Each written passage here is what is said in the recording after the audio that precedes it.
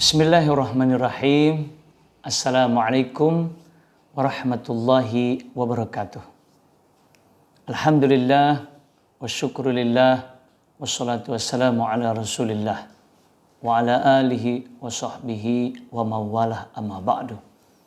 Alhamdulillah, puji syukur kita panjatkan kepada Allah yang senantiasa mencurahkan nikmat kepada kita semua. Berjumpa kembali dengan kami, program Terjemah Al-Quran, metode 3-in-1 di channel Paham Quran. Pada kesempatan kali ini, kita masuk jilid 2 atau juz 2 dari program Terjemah Al-Quran metode 3-in-1. Sekarang kita masuk ayat 145 surah Al-Baqarah. Wala in ataital ladzina utul kitaba bikulli ayatin ma tabi'u qiblataka wa ma anta bitabi'in qiblatahum wa ma ba'duhum bitabi'in qiblata ba'd wala in ittaba'ta ahwa'ahum min ba'di ma ja'aka minal ilmi innaka idzal laminaz zalimin. Pertama, wa artinya dan. La sungguh, in jika. Jadi la in itu tulisannya bersambung tapi sudah dua kata. Ataita, kamu datang. Ciri pelaku kamu huruf tak di akhir kata. Berarti ini bentuk telah, karena ciri pelakunya di akhir kata. Alladzina, orang-orang yang utu, mereka diberi. Ciri pelaku mereka waw sukun dan alif di akhir kata, maka ini bentuk telah. Al-kitaba, kitab, bi dengan kulli, semua. Jadi bi kulli tulisannya bersambung tapi sudah dua kata. Ayatin, ayat. Nah, kalau kita gabung, wala in ataital ladzina utul kitaba bikulli ayatin. Artinya, dan sungguh jika kamu datang kepada orang-orang yang diberi kitab dengan semua ayat. Ma tidak. Tabi'u, mereka mengikuti. Ciri pelaku mereka waw sukun dan alif di akhir kata, maka ini bentuk telah. Qiblata, kiblat, kamu. Jadi qiblataka tulisannya bersambung sudah dua kata. Kalau kita gabung menjadi ma tabi'u qiblataka. Artinya mereka tidak mengikuti kiblatmu.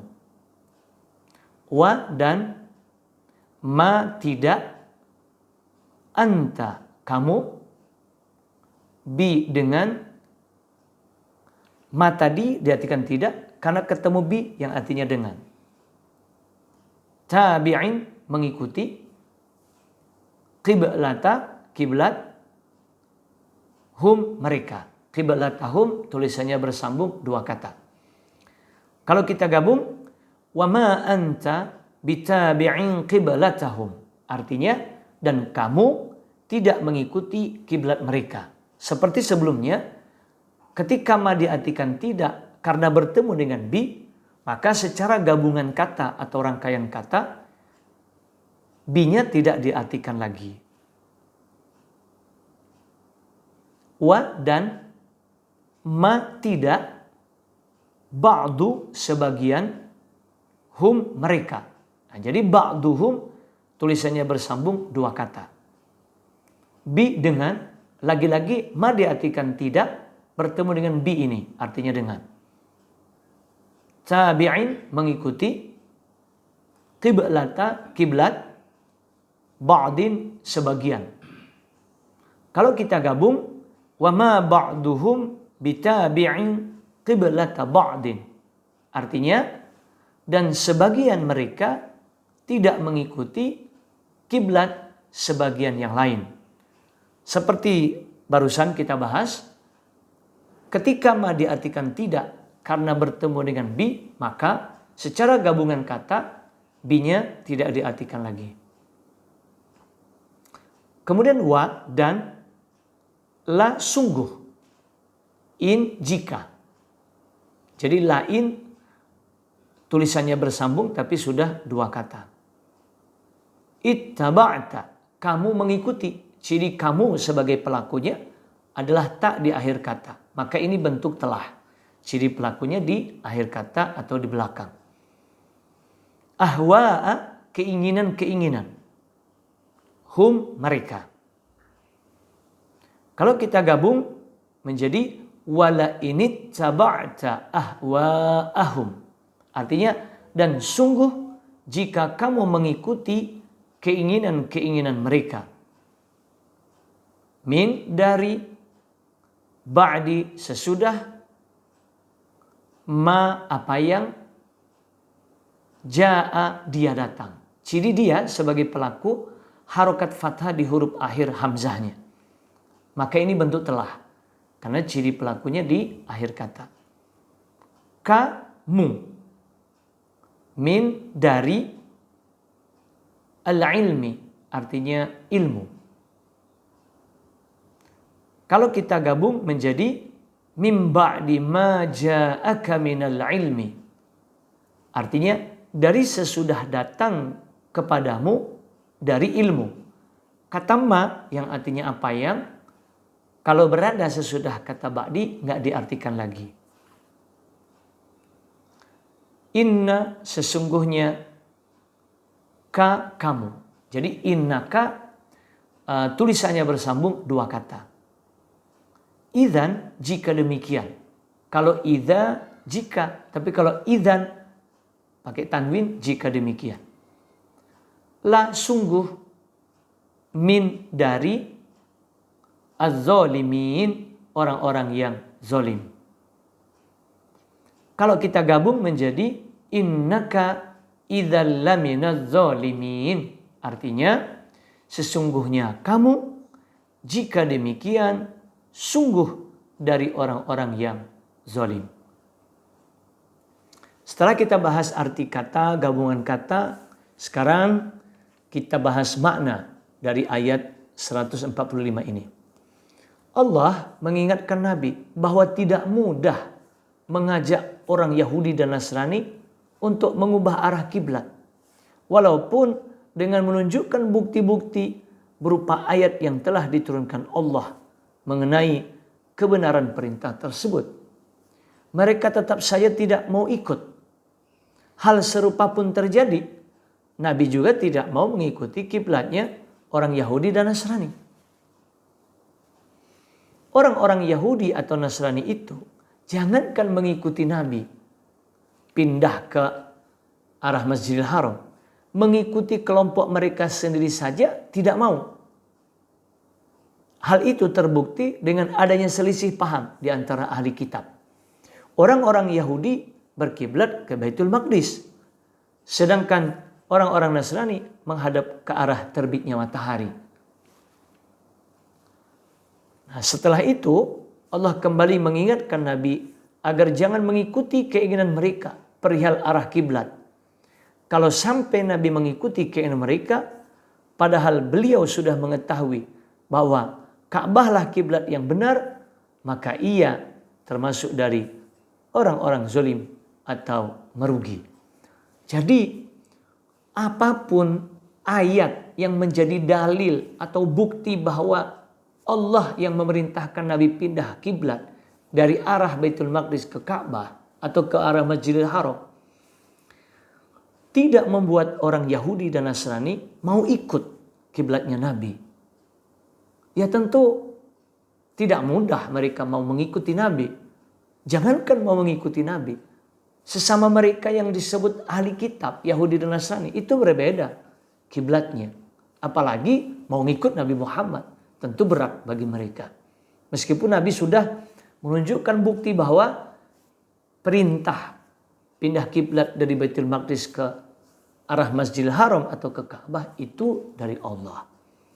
Nah, kemudian Allah ingatkan Nabi bahwa upaya-upaya ahli kitab atau orang-orang yang diberi kitab Yahudi dan Nasrani untuk menyesatkan Nabi terus mereka lakukan. Nabi mereka ajak untuk mengikuti kiblat mereka. Itu yang menjadi keinginan mereka. Dan tidak hanya ikut kiblat, ikut menyembah Tuhannya mereka. Nah, Nabi Allah ingatkan jangan sampai Nabi ikut keinginan mereka.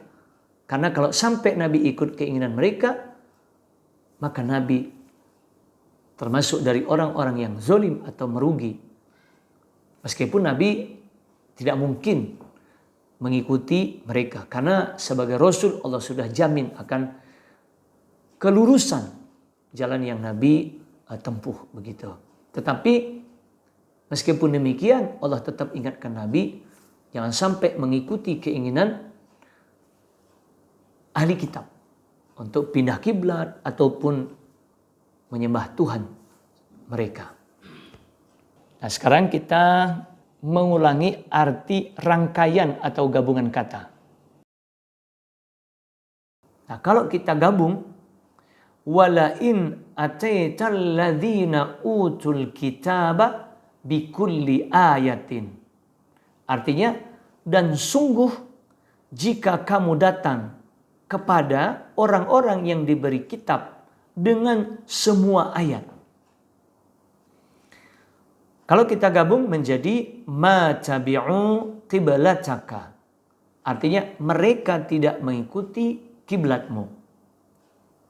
Kalau kita gabung wa ma anta bitabi'in qiblatahum.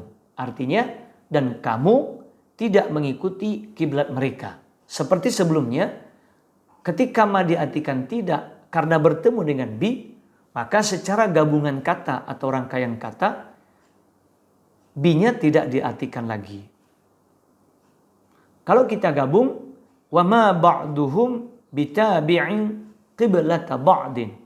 Artinya, dan sebagian mereka tidak mengikuti kiblat sebagian yang lain.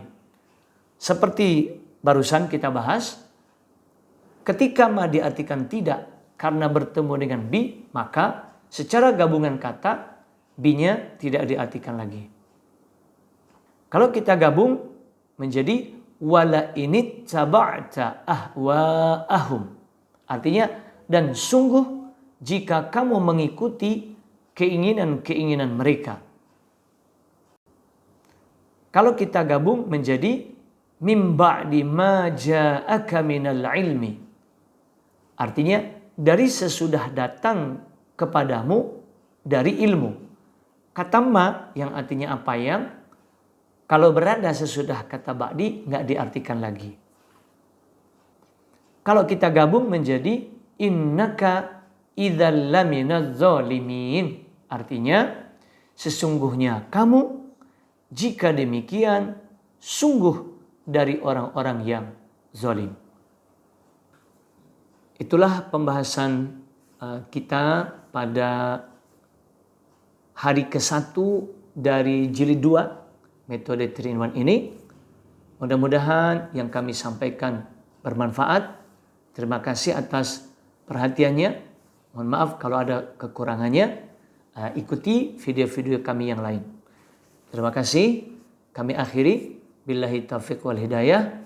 Wassalamualaikum warahmatullahi wabarakatuh.